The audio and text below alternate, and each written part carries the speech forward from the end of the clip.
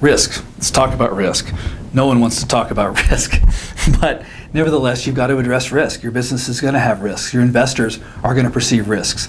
Even places where you don't see risk, your investors are going to perhaps presume there's going to be a risk. These people have seen a lot in businesses, so if they're going to be investing in you or lending in you, they've seen things go wrong, stepped in things, they've seen risks. So now that's not that that's bad. The good news is what you want to do is you want to identify your risks and you want to acknowledge them up front. You want to be proactive and say, we've identified these risks.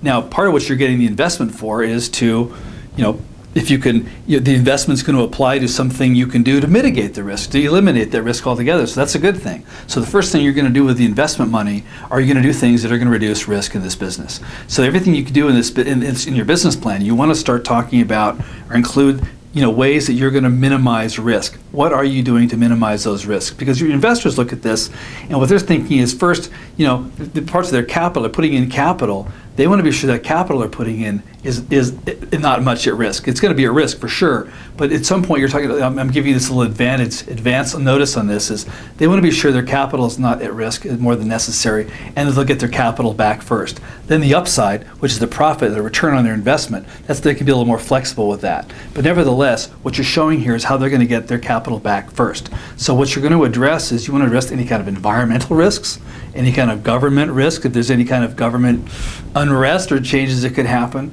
technological risks, market risks, anything like that. Come up with as many risks as you can, because if the investor comes up with a risk that you haven't thought about, now you're on the defensive and now you're making excuses and trying to explain.